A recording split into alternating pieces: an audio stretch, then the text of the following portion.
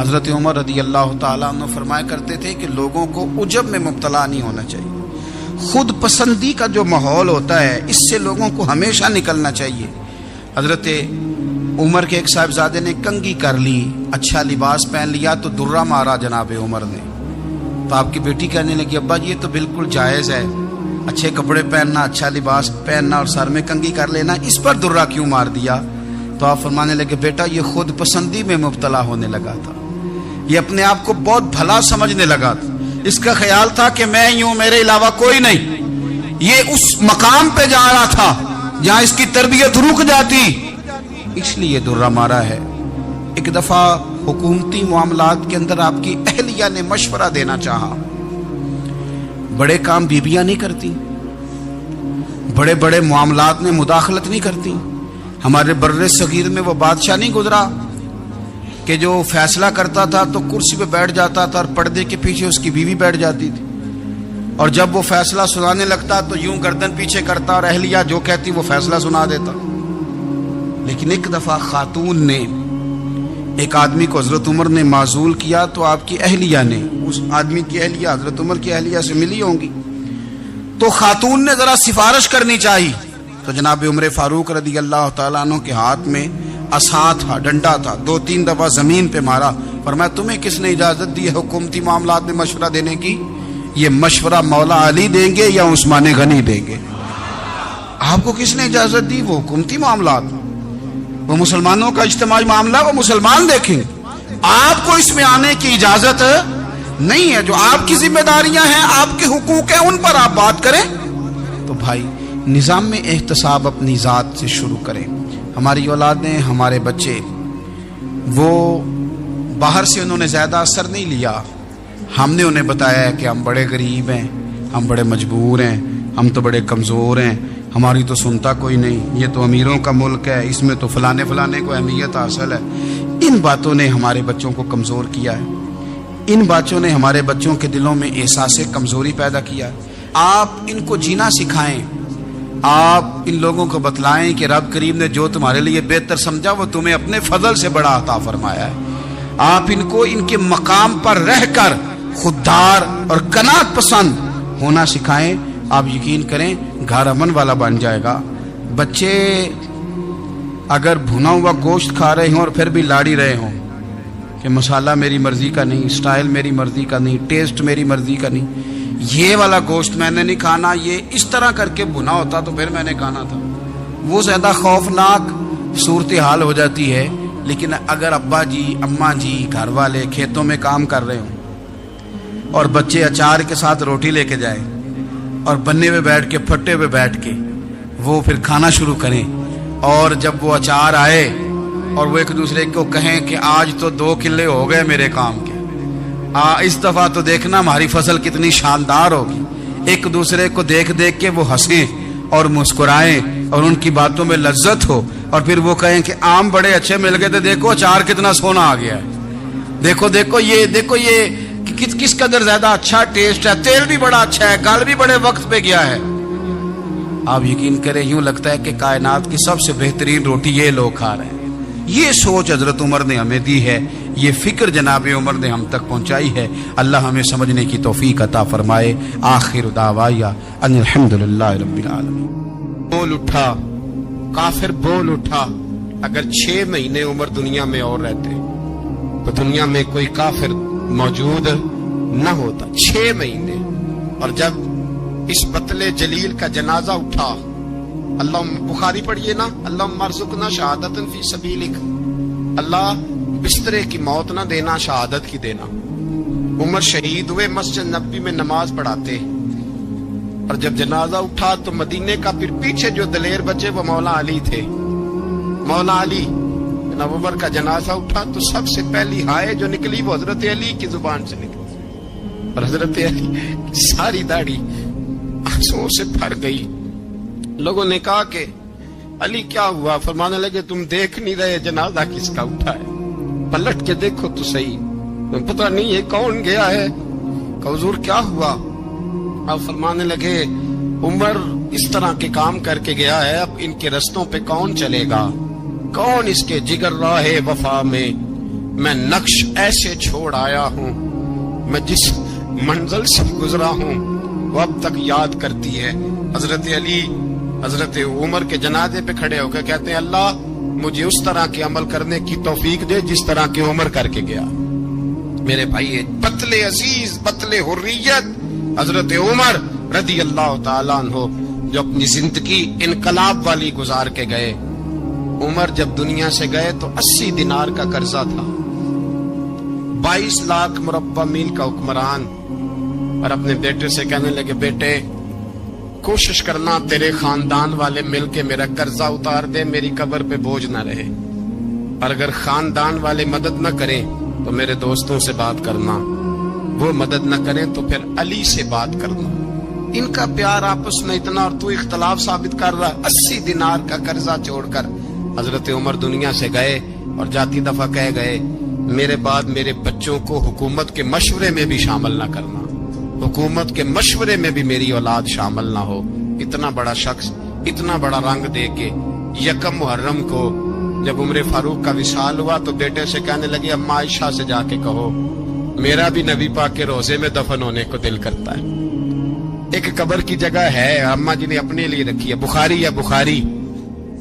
حضرت عائشہ کے پاس صاحبزادے گئے، کہنے لگے اما جی عمر کو زخم لگ گیا ہے، حالت بڑی پریشانی والی ہے۔ وہ کہتے ہیں اگر اماں اجازت دے۔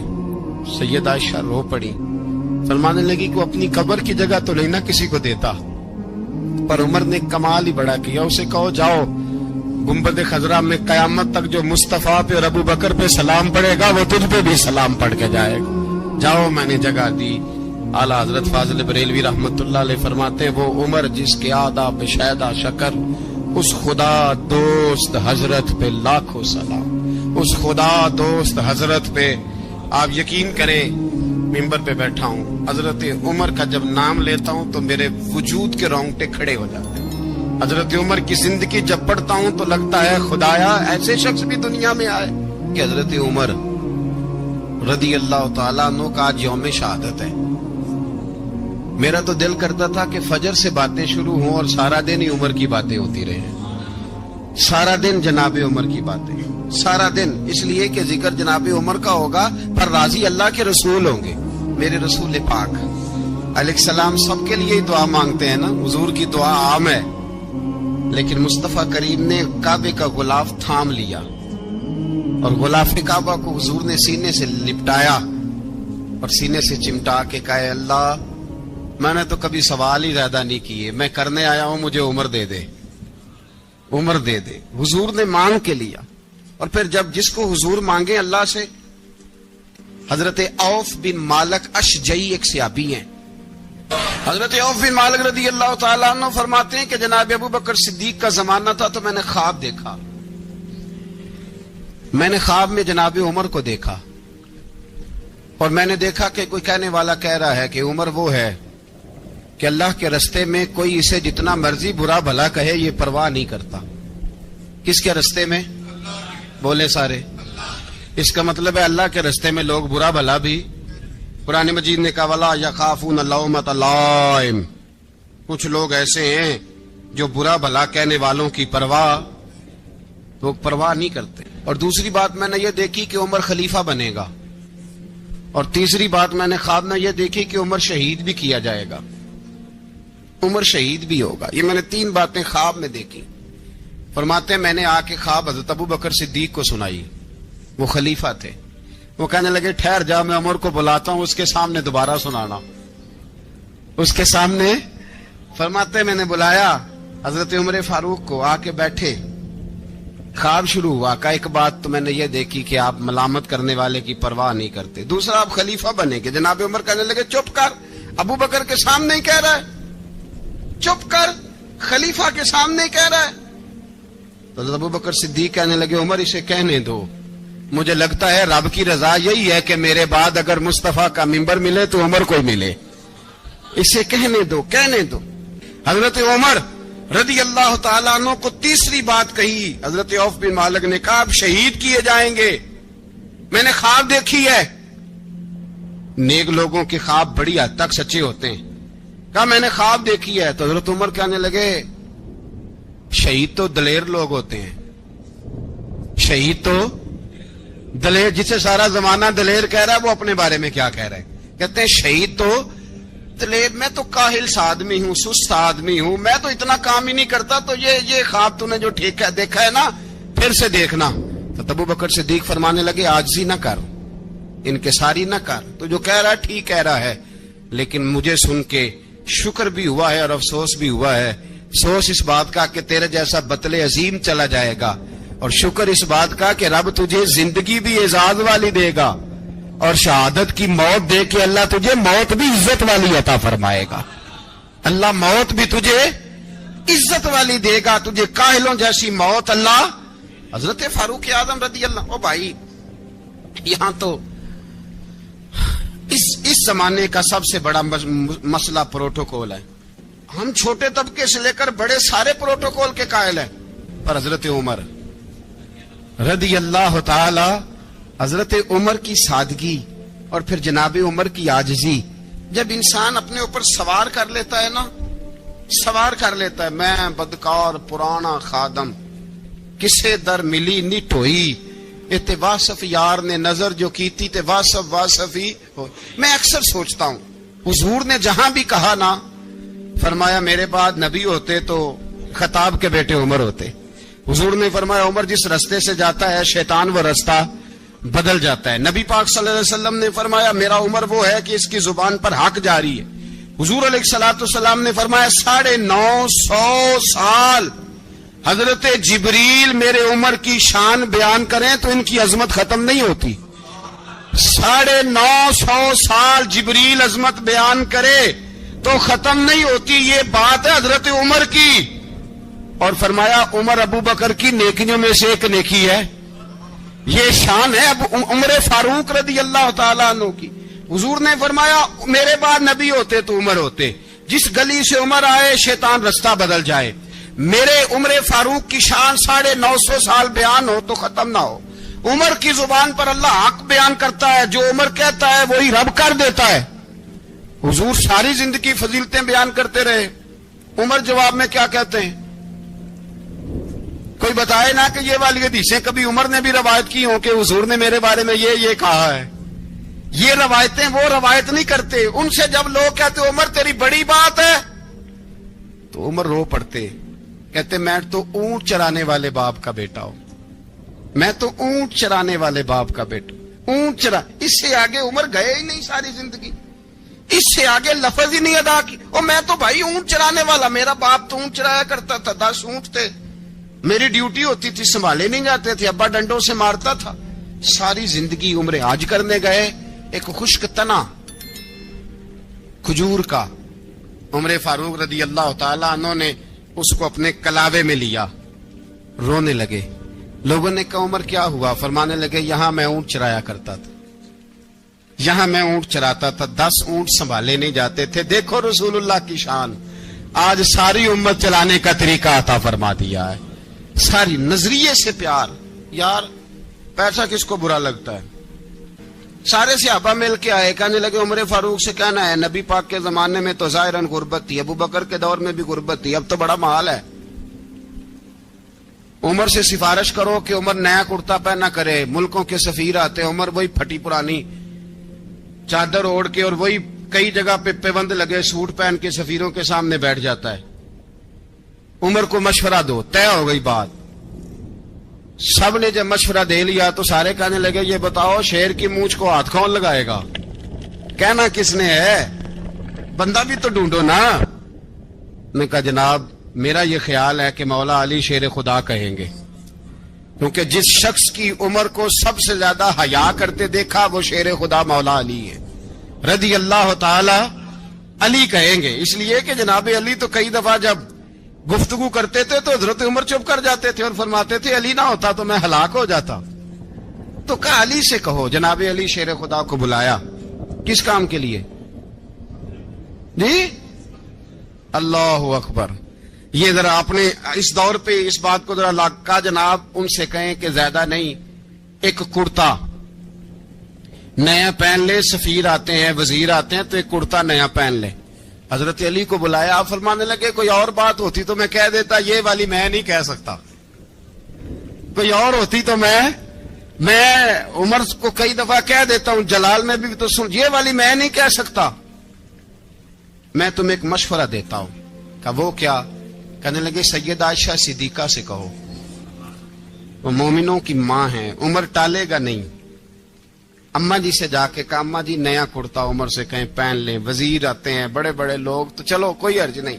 اللہ تعالیٰ نے ارشاد فرمایا کہ الذی خلق الموت والحیات لیبلوکم ایکم احسن عملا، فرمایا ہم نے موت اور حیات کو اس لیے پیدا کیا ہے تاکہ پتہ چلے تم میں اچھے کام کون کرتا ہے، بہترین عمل کون کرتا ہے، سوسائٹی میں، معاشرے میں اچھا کردار کون چھوڑ کے جاتا ہے۔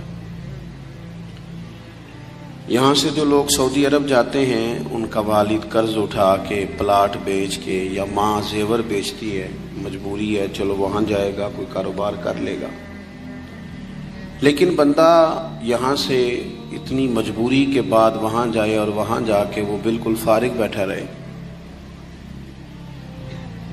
تو اس کو ہر آدمی سمجھاتا ہے، اور کچھ لوگ اسے سخت جملوں سے بھی نوازتے ہیں، کہتے ہیں یار اتنی مشکل سے تیرے باپ نے بھیجا ہے، اتنی آرزوؤں کے بعد تیری ماں نے تیرے لیے بندوبست کیا ہے اور تو یہاں فارغ پھر رہا ہے۔ آپ نے دیکھا ہوگا کہ جو لوگ اسکول کالج میں پڑھتے ہیں اور ماں باپ غریب ہوتے ہیں تو ان کے اساتذہ جب انہیں سمجھاتے ہیں تو ساتھ یہ بھی کہتے ہیں کہ یار دیکھ تیرا ابا کتنی مشکل سے تیرے خرچ پورے کرتا ہے۔ اگر کوئی شخص بھی کسی بھی مقام پہ کوئی ذمہ داری اسے دی جائے اور وہ اپنی ڈیوٹی ٹھیک نہ کرے، مقصد پورا نہ کرے، تو لوگ اس سے خوش نہیں ہوتے، لوگ اس کے لیے اچھے جذبات نہیں رکھتے، کہتے تو اپنا مقصد نہیں پورا، میں یہاں آیا ہوں آپ کو اللہ رسول کی بات بتانے، آپ نے اچھا گمان کر کے مجھے دعوت دے لی کہ شاید یہ ہمیں صحیح طرح سمجھا سکتا ہے، اب میں یہاں آ کے آپ کو اللہ رسول کی بات بتاؤں ہی کوئی نہ، تو آپ کہیں گے میاں آپ کو تو بلایا تھا کہ آپ ہمیں کوئی سمجھا دیں، کوئی نصیحت کر دیں، تو آپ تو ادھر ادھر کی ہانک کے چلے گئے، قبول نہیں کریں گے لوگ۔ مقصد کو سمجھنا چاہیے، رزق ضرور کمائیں، بڑی اچھی بات ہے، نکاح، بچے، گھر، برادری، قبیلہ، یہ ساری چیزیں ضمن ہیں، ذیل ہیں، اصل کیا ہے؟ ایکم احسن عملا، مقصد تمہارا یہ ہے کہ پتہ چلے تم میں بہترین عمل کون کرتا ہے۔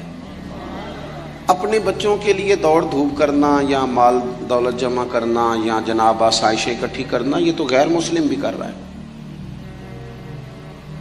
میں اکثر کہتا ہوں کہ یہ دیندار طبقہ ہے، میری طرح کے لوگ ہیں، تو ایک بندہ 6 گھنٹے کا سفر طے کر کے آیا ہے، اس نے اسے دیندار سمجھا ہے، نیک آدمی سمجھا، جب ہی آیا نا، کتنا بڑا اس نے اسے مقام دیا ہے کہ اسے حضور سید عالم علیہ السلام کے دین کا نمائندہ سمجھا ہے۔ یہ خطیب صاحب ہیں، یہ استاد صاحب ہیں، امام صاحب ہیں، پیر صاحب ہیں، کتنا بڑا اپنا مقام اگر بندہ کبھی سمجھے تو کتنا لوگوں نے اسے بڑا درجہ دیا ہے۔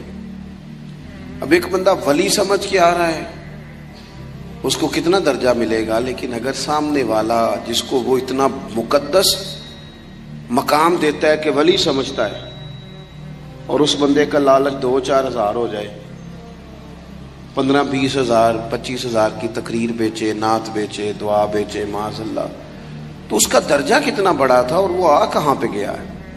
بھئی یہ کام تو کوئی اور کاروبار کر کے بھی کیا جا سکتا ہے، ضروری تھا کہ حضور کی تعریف کر کے تم کمائی اکٹھی کرتے تو کوئی اور کام کر لیتے، بڑے کام ہیں دنیا میں، کوئی اور کر لیتے۔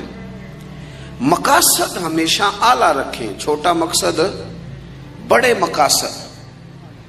یہ جو آرام ہے، آسودگی ہے، آرام سے بیٹھنا ہے، کھانا پینا ہے، اچھا گھر ہونا چاہیے، تنگ کوئی نہ کرے، تو حضرت امام حسین تو مسجد نبوی کے خطیب ہیں،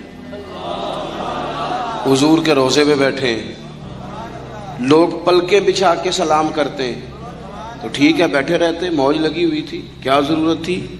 لیکن امام علی مقام رضی اللہ تعالیٰ عنہ نے مقصد دین رسول پاک سے سیکھا تھا، اپنی زندگی میں آگے بڑھنا، کچھ جدوجہد کرنا، ملت کے لیے، قوم کے لیے، وطن کے لیے، اپنوں کے لیے کوئی کوشش کرنا، ہمت کرنا، نکلنا،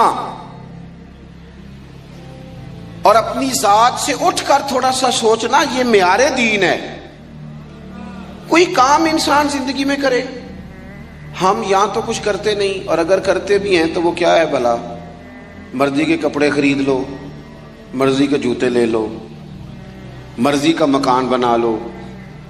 آپ حیران ہوں گے کہ ہم اس ملک میں رہتے ہیں جہاں سیلاب آیا ہوا ہے، غریب لوگ تکلیف میں ہیں، لوگ خیمہ بستیوں میں رہتے ہیں، پر نئے ماڈل کا موبائل مارکیٹ میں آئے تو وہ شارٹ ہو جاتا ہے۔ ایک طرف لوگوں کو رہنے کو جگہ نہیں، کھانے کو روٹی نہیں، اور دوسری طرف حال یہ ہے کہ لوگ کہہ رہے ہیں جناب گاڑی ہمیں پہلے چاہیے، گاڑی بک کرائیے، وہ پہلے مل جائے، 2-4 لاکھ زیادہ دینا پڑے تو ہم دے دیں گے۔ یہ مقصود نہیں۔ مقصد جب بڑا ہو جاتا ہے نا، بڑا، پھر خود بخود یہ چیزیں چھوٹی لگنے لگ جاتی ہیں۔ یہ جتنی دوڑ دھوپ ذاتی زندگی کے لیے یہ چھوٹی لگنے لگ جاتی ہے۔ یہ بھلا لوگ اکتائے کیوں رہتے ہیں؟ مقصد اعلیٰ نہیں بنایا۔ چلے ایک بندے کا مقصد ہے میں نے شہرت حاصل کرنی ہے، ہو گئی شہرت، جہاں سے جاتا ہے لوگ سلوٹ مارتے ہیں، اب ختم ہو گئی زندگی۔ ایک شخص نے یہ مقصد بنا لیا کہ میں نے بہت سارا مال جمع کرنا ہے، تو ہو گیا مال جمع، تجوریاں بڑی پڑی ہیں، اندر کروڑوں روپیہ ہے، لیکن بیمار ہو گئے تو بیماری صحت پیسوں سے خریدی نہیں گئی، نہیں خریدی گئی۔ حضرت حسن بصری کہتے ہیں کہ میں ایک بادشاہ سے مجھے کوئی کام تھا، میں ملنے گیا تو مجھے پتا چلا کہ بادشاہ سال میں ایک دفعہ اپنے گاؤں جاتا ہے۔ میں اس کے پیچھے اس کے گاؤں چلا گیا تو وہاں ایک قبر تھی۔ بادشاہ نے سب سے پہلے پڑھے لکھے لوگ لا کے قبر کے قریب کھڑے کیے، تو میں نے پوچھا یہ کیا ہو رہا ہے؟ کہنے لگے ذرا دیکھو، یہ بادشاہ کا ایک ہی بیٹا تھا، ایک ہی اکلوتا اس کی قبر ہے۔ پڑھے لکھے لوگ پہلے کھڑا کیے، پھر اس کے بعد اس نے ڈاکٹر، حکیم، طبیب کھڑے کیے، پھر اس کے بعد اس نے فوجی، سپہ سالار، نیزہ باز، گھوڑ سوار کھڑے کیے۔ یہ کیا ہو رہا ہے؟ تو کہتے ہیں مجھے بتایا گیا اس کا ایک ہی بیٹا تھا، بیمار ہو گیا، پھر فوت ہو گیا۔ بادشاہ سال کے بعد یہاں آ کے کہتا ہے پتر یہ سارے پڑھے لکھے لوگ میں نے تیری قبر پہ کھڑے کیے ہیں ملک کے، اگر علم لڑا کے تجھے بچایا جا سکتا تو شاید میں مرنے نہ دیتا۔ پھر یہ حکیم طبیب یہ سارے کھڑے ہیں، اور بادشاہ کہتا ہے بیٹا اگر یہ ساری ان کی دانائی دے کے تجھے بچایا جا سکتا تو شاید میں تجھے مرنے نہ دیتا۔ پھر بادشاہ سپہ سالاروں کو، گھوڑ سواروں کو، تیر اندازوں کو کھڑا کر کے کہتا ہے پتر اگر طاقتیں لڑا کے بھی موت روکی جا سکتی معاذ اللہ تو شاید میں روک لیتا۔ پھر وہ آخر میں اپنے سر سے تاج اتار کے قبر کے پیروں والی سائڈ پہ رکھ کے رو پڑا، کہنے لگا پتر اگر حکومت دے کے، تخت دے کے بھی تجھے بچایا جا سکتا تو میں فقیر بن کے زندگی گزار لیتا پر تجھے بچا لیتا، لیکن کل نفس ذائقۃ الموت۔ ہم نہ بھول گئے اصل مقصود کیا ہے، کیوں آئے ہیں۔ ہمارا طرز زندگی، اٹھنا بیٹھنا چند ذاتی معاملات کے لیے، چند ذاتی۔ میں کہتا ہوں کہ اگر دین پر بھی عمل، دیکھو نا وظیفہ پڑھنے سے روزی میں برکت ہوتی ہے، شک کوئی نہیں، صدقہ دینے سے بلائیں دور ہوتی ہیں، شک بالکل ٹھیک باتیں اپنی جگہ پہ۔ کیا صدقہ رب راضی کرنے کے لیے دینا ہے کہ بلا دور کرنے کے لیے؟ شک کوئی نہیں اس میں کہ آپ اللہ کی راہ میں خیرات کریں گے تو روزی میں برکت ہوگی، تو آج آ کے وہ وظیفہ بھی صرف روزی میں برکت کے لیے ہی پڑھنا ہے۔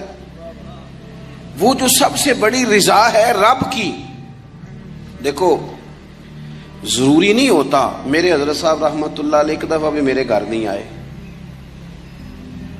اور آپ حیران ہوں گے کہ میں سمجھتا ہوں کہ شاید بہتر ہوا، کیونکہ میری اتنی حیثیت نہیں نا، اوقات نہیں نا، میں کو جیتے دل بر سونا، میں کیوں کر اس نو بھاواں ویڑے میرے بڑھدا نہ ہی پئی لکھ وسیلے پاواں. میں سمجھتا ہوں کہ اگر ان کی بات مان لی, ان کے طریقے پہ عمل کر لیا, ان کی کوئی رضا مل گئی اپنے بزرگوں کی, اساتذہ کی, تو یہ زیادہ ضروری کام ہے, یا زیادہ ضروری کام یہ ہے کہ فوٹو ساتھ آ جائے, یا زیادہ ضروری کام یہ ہے کہ وہ کسی جگہ ریکارڈڈ, باقاعدہ ریکارڈڈ میری تعریف کر دیں کہ بلے بلے. یہ تو ٹھیک ہی نہیں. چیزوں کو جب تک ان کی اصل میں نہیں لیا جاتا, اصول میں, اتنی دیر تک معاملات بہتر ہے. ہم آئے ہیں دنیا میں بڑے بڑے کام کرنے, ہمیں کوئی کام کرنا چاہیے. ہمارا بڑا وقت ضائع ہوتا ہے, کوئی مقصد نہیں ہمارا فضول خوش گپیوں کا, لیکن مار رہے ہیں گپے.